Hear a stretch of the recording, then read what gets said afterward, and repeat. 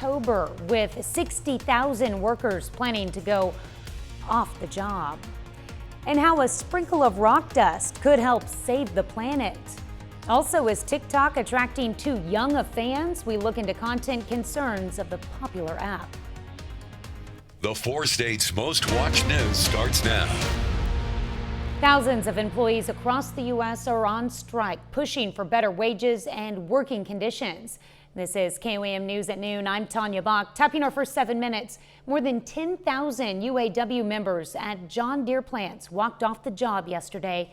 They joined some 1,400 Kellogg's workers who've been on strike for nearly 2 weeks, while some 24,000 healthcare workers with Kaiser Permanente authorized a strike earlier this week. On Monday, production could shut down a broad swath of film and TV sets in the U.S. as the union representing 60,000 crew members prepares for a potential work stoppage. The union president says his members are asking for better pay and quality of life, like a guarantee of 10 hours between shifts. They're not the only ones taking action. More than 10,000 United Auto workers at John Deere plants are striking for the first time in 35 years, walking away from the contract that would have provided up to 6% raise, which workers said wasn't enough, as company earnings are expected to hit record highs. Oklahoma's governor and attorney general voice opposition against President Biden's pending vaccine mandate for businesses with more than 100 employees.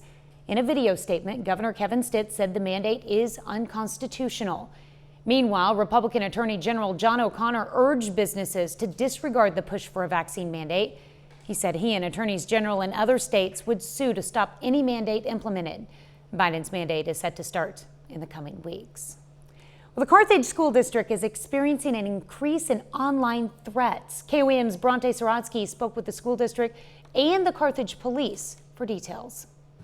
The Carthage School District is dealing with multiple threats in just 2 weeks. Last week we had a message come across many students' phones and social media that dealt with possible violence at school, but it wasn't directed to Carthage. It just happened to be our kids was spreading it, and that's how come we knew about it. That threat, not directed at any particular school, had actually originated from Mount Vernon. Another threat occurring this week also was not directed at any particular school, but was found to have originated from the school district. Neither threat mentioned specific place or availability of the weapon or the fight or anything, so it's pretty vague, and that's what made it pretty difficult to track down. We did have one that came across some social media sites earlier this week. So far, we've been reported to the police department. The police investigated. Reports that originated here in Carthage of threats against the school.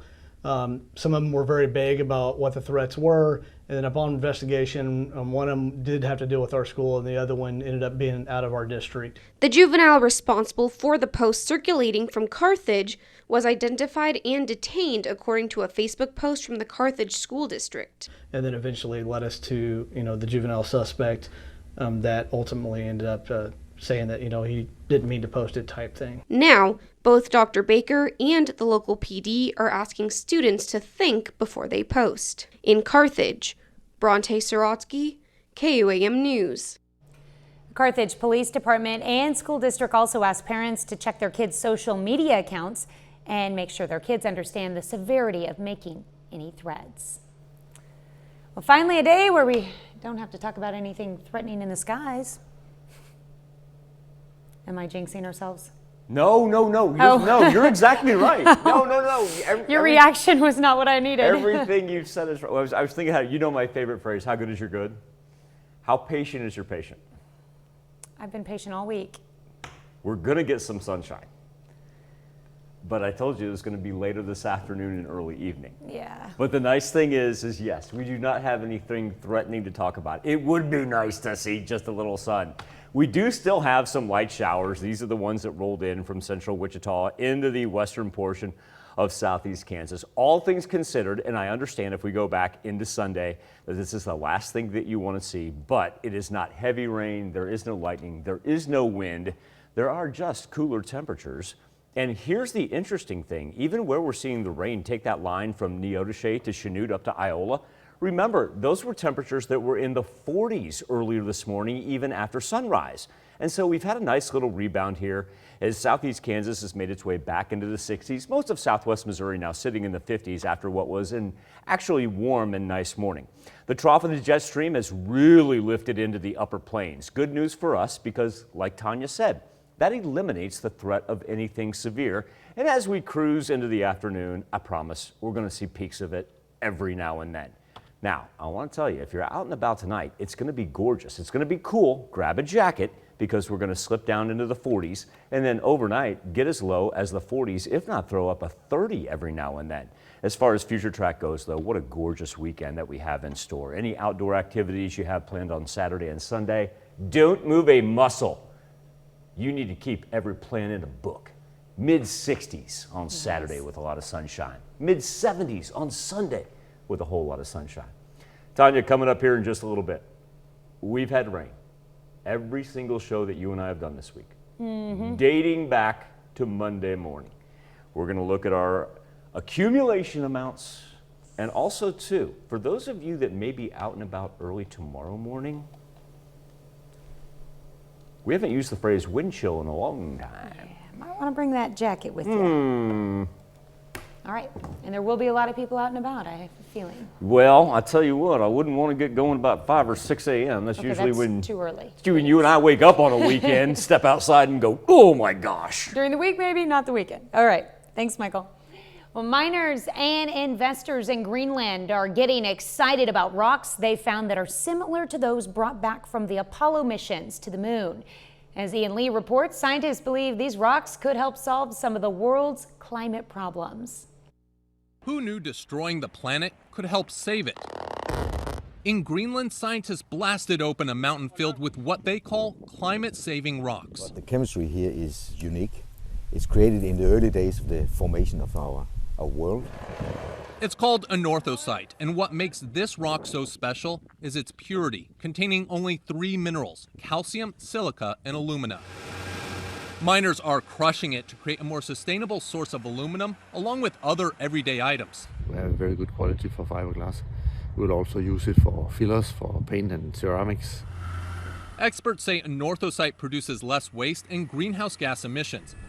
It's found all around the island's rugged terrain and turquoise fjords, but that's not the only place. You find it in Canada, you find it in Scandinavia, Russia, South Africa, lots of places. So far, miners have collected more than 300 tons. Even NASA is looking to see if what they learned down here could help them someday mine similar rocks on the moon. Ian Lee, CBS News. The mining company in Greenland says if the aluminum industry eventually buys in, they could start commercial production from the rocks within 8 to 10 years. That's a look at today's top stories and weather in our first 7 minutes. Up next on KOAM News at noon. As TikTok grows in popularity, so do the concerns over how the app impacts the mental health of teens. We take a look. And later, we're making a braised beef with barley in the Mr. Food Test Kitchen. New research finds half of American adults under age 30 use TikTok.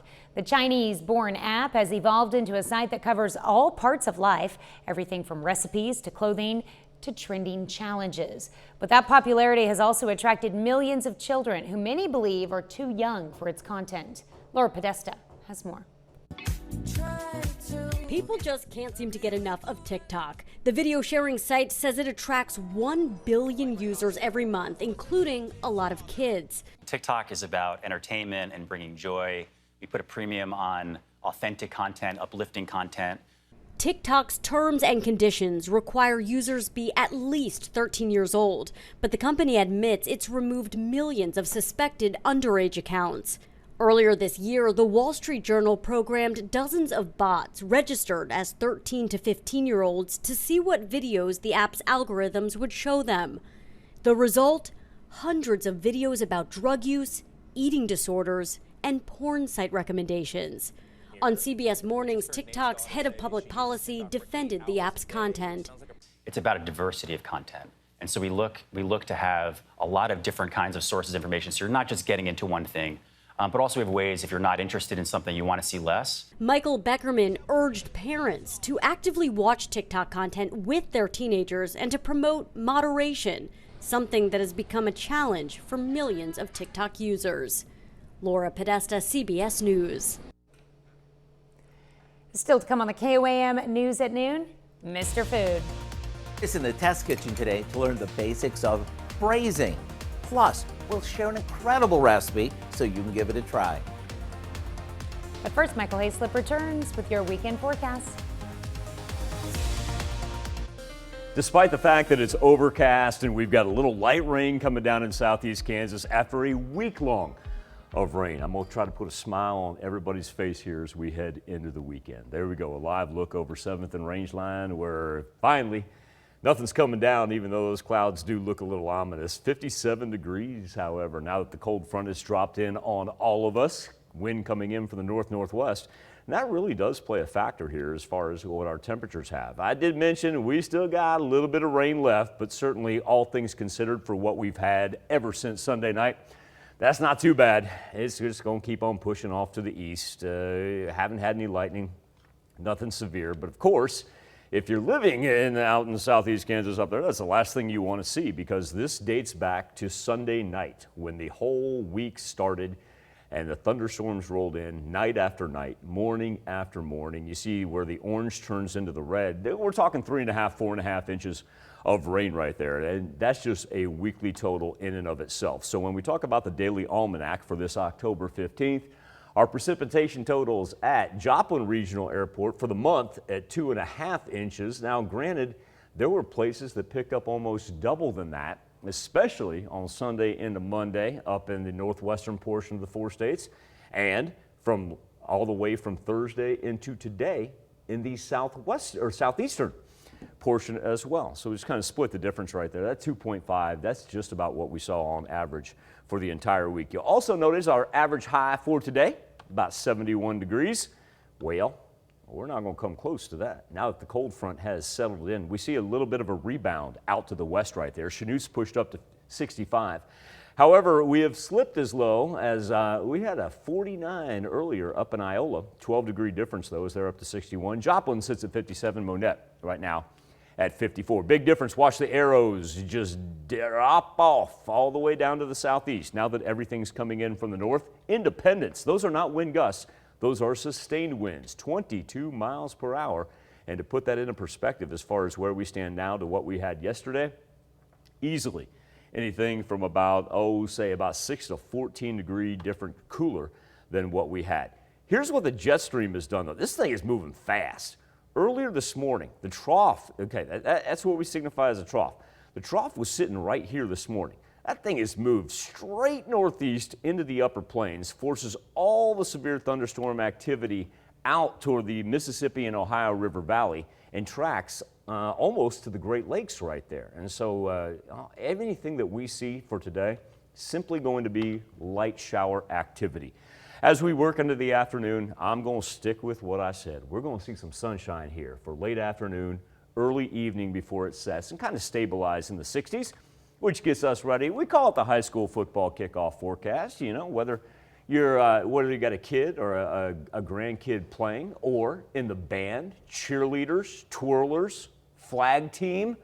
That's one thing I wanted to point out. I made a mistake last week. I talked about twirlers and the wind may have effect on them. I was told by a parent, no, talk about the flag corps. Very good point. That north wind's going to come in 10 miles per hour, but gust up to 20 miles per hour. But as far as being out on the road, absolutely delightful. Kickoff temperature about mid-50s, and even if you're out just having some fun with friends and family, no travel concerns. As we work into Saturday morning, wind chill is going to drop about 38, 39 degrees is what it's going to feel like. But for the afternoon, perfect. Sunshine, mid-60s, 10-degree increase on Sunday. And Tanya, look at this. We're going to be talking about pushing up close to 80 degrees by the time we get to Wednesday. Well, it's better than 90. We'll put it that way. For October. And here's the key factor. No humidity in October. Oh, nice. Yeah. Be great. Enjoy it. Open those windows. And then close them at night because it just gets chilly. Especially Yeah, I forgot to tonight. close the window last night. Ooh. Yeah, I didn't need an alarm to wake me up. Yeah, that's for sure. Rolled over and went, dear Jiminy. All right, thanks, Michael. We take this time to honor today's fourth state hero, Gunnery Sergeant Berman McNorton in the U.S. Marine Corps. The Seneca, Missouri native served during the Vietnam War, earning a number of honors, among them the meritorious Unit Citation, the National Defense Service Medal, and the Vietnam Campaign Medal. To Gunnery Sergeant Berman McNorton, we thank you, our fourth state hero. Well, it's the perfect one-pot dinner to bring comfort right to the table, and it comes with a cooking lesson. We're making braised beef with barley in the Mr. Food Test Kitchen. You know, there are all sorts of cooking terms out there, but sometimes we're not exactly sure what they all mean. So today, I want to show you the basics of braising. It's a two-step method that goes like this. The first step is to brown both sides of whatever you're braising. Here, I'm using a boneless chuck roast. Now, you can do this in a bit of oil or butter, and this seals in the juices. After it's browned, typically the next step is to add some broth to the pan. But before we do, I'm going to saute some onions and garlic first. Once they're golden, the beef goes back in, and we add some beef broth, tarragon, and a bay leaf. After this comes to a boil, we cover it and let it simmer until the meat is tender. Those are the basics of braising. To take this roast up a notch, we'll add some barley and mushrooms and let them cook until the barley's tender. Right before serving, we stir in some sour cream and frozen peas, and we have a one-pot meal that's comfort at its best. A forkful of this tender as can be roast, and you'll understand why braising is so popular. To get the recipe for what we call braised beef with barley, all you have to do is visit our website. I'm Howard in the Mr. Food Test Kitchen, where today we found an easy two-step way for you to say, ooh, it's so good. You can find this recipe along with a lot more good food from the Mr. Food Test Kitchen online. Just go to our website at koamnewsnow.com. Here's a look at our fourth state market prices.